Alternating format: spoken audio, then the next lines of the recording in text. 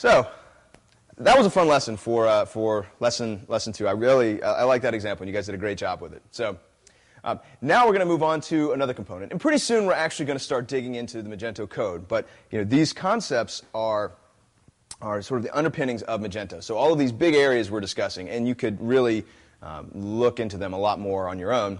But a lot of these areas that we're discussing, you have to know that the system's there, that these are all in operation sort of underneath, in between, and around Magento. So on to the next thing, Magento's modularity and its module-based architecture.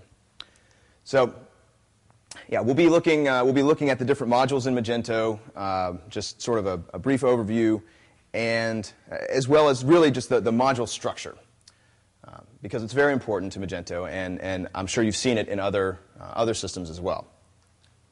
So, like this slide here, we have, if you don't know, this is a car when you put all of this stuff together. And this is not unlike what we have with Magento. So you've got maybe 13,000 files, 13,000, 14,000, depends.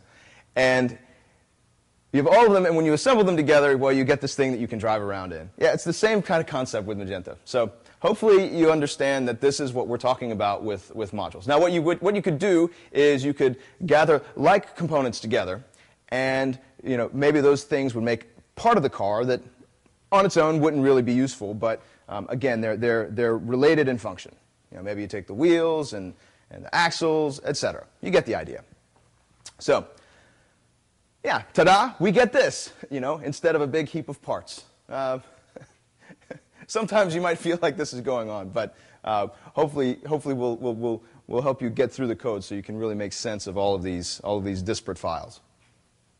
So, all right, let's talk about module guidelines. So, some of you, again, who are familiar with other module systems, modular-based systems, are going to be able to recognize some of these. But you should always consider these, and these are very, very important to remember when you are making your own module. So, ideally, what happens is that a module, how a module functions sort of internally, isn't tied too closely with too many other things in the system. Basically, your module should know very little about other modules, and likewise. And any time that you need to sort of connect modules together, you should do that through some kind of interface. Well, that's what we mean by keeping your module opaque. And again, as a guideline, you shouldn't directly reference another part of the application, or directly set up directly set a relationship with whatever it is that loaded the module. Let's see. Regarding these other things, I'll be responsible for managing their dependencies. Yeah, dependency injection is important. Magento, you can do this only very lightly. I mean, in some ways, you do have to set up certain relationships, and we'll look at that, and we'll look at the when to do that, and what the things you should be aware of are when you're doing that. So, and I guess this last one is a big one. Modules should support being added and removed from the system in a pluggable fashion. This to quite a degree exists in Magento. There are a couple pitfalls. We'll be looking at an example of this actually when we get into attributes and database, and. But in general, you should be able to activate, deactivate, and just entirely remove a module with very minimal effect on the system. So, now that we've set the guidelines, let's talk about how Magento doesn't always follow these guidelines. So, Mage core. So, in your file system, you have app code core, and then the Mage namespace, and then the core module. So you have a couple of core folders, basically, in a file path. So that's what I'm talking about when I'm talking about Mage core. App code core, Mage core. Magento, in order to run, depends on Mage core. That is basically the entire application. And most of the other parts and pieces in the system will extend from here or from the variant library. So obviously, if you were to deactivate the Magento core, well, I don't know that you could, but if you were to remove the Magento core, you would not have a functioning system. So that's one of the issues. I couldn't ever see a reason why you would want to deactivate the Mage core. So But just be aware that that's the main part of the system. The other thing is module initialization. So basically, just remember that your modules, their declaration files are always evaluated. So you can deactivate your module, and you can deactivate most of its configuration using your declaration file. And don't worry, we'll be looking at this, I believe, in the next lesson. But you have to be aware that if you had 10,000 modules in your system, the declaration file for each of those would end up being parsed. So yeah, and the other part of this is that, well, no matter what is going on in the execution scope, say you're just in the customer section and the only real thing that you care about at the moment is the customer object. Well, all of the other modules, their configurations that are, at least all the other modules that are active, their configuration has been evaluated, so the functionality is waiting there, and there's overhead there. This is basically saying that that overhead isn't context dependent. You're basically stuck with the whole of the system in every request scope. So again, as light as you can keep your install, there's no need to have extraneous modules in there. Another thing, code intersection, and this is basically when two pieces of code do the same thing, and you could also say it's also, and that would be in different modules.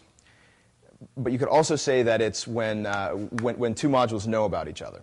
I think both of those apply here. Two different meanings, but both of them apply. So then you have the admin HTML module. And this is one of the most unfortunate things in the code base of Magento. So these modules, which we'll be looking at in depth in just a minute, well, the nice thing is you've seen in the code how you've seen how they have the namespace, for example, Mage, and then under the Mage folder you have catalog, customer, sales, etc. Well, those are all the modules. There's also an admin HTML module, but unfortunately all it does is aggregate all of the other modules inside of itself. This was done really as based on an earlier limitation in Magento to get everything, all of the admin routes underneath the admin path. So which by default in Magento is admin. So site.com/admin.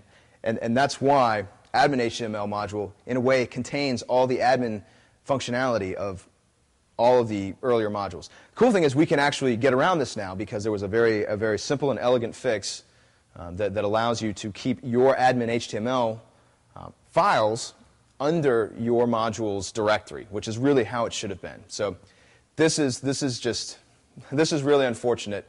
We have a way around it, but you have to be familiar with how this exists. And we'll actually be building a complete admin view for a custom entity on Friday.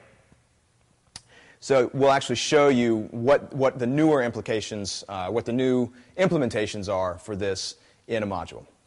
And then the other thing, the last thing, is the design integration. So the design integration just simply means that oftentimes if you need to change something functionally in your, if you have some sort of functional functionality, functional process inside of your module, inside of your PHP classes, well, you're probably going to have to be tying that to some sort of template in order for it to do anything.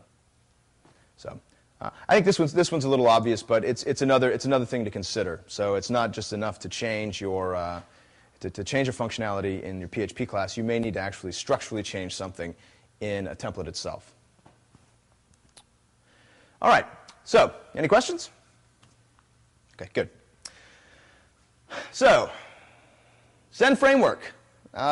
This slide serves a couple of purposes. One is to tell you that Magento uses the Zen framework. The other is to tell you that Magento is not a Zen framework application.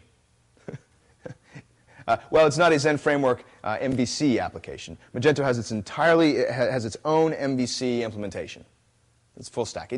but a lot of the components from the Zen framework are used. Another thing to always remember, though, is that a given release of Magento is going to be tied to a given release of Zen framework because it comes with the code base. So you always have to consider the functionality. Say you're familiar with Zen framework and you know you need something from 1.12. You can override Zen framework classes, but you have to do so carefully and just test it out. But just be aware that underneath Magento, the Magento application, you'll have, let's see, the Variant library and Zen framework are the two big libraries that sit underneath that. So these are, for 110, Enterprise 110, these are all the classes from Zen that are being used. And these are the big ones up here. And so you can be aware that these are always there for you to use, as well as the rest of the framework itself. If you need anything from Zen framework, all you need to do is just try and instantiate the class. The autoloader will be able to find it, much like you'd be used to with your own Zen framework application. All right, any questions?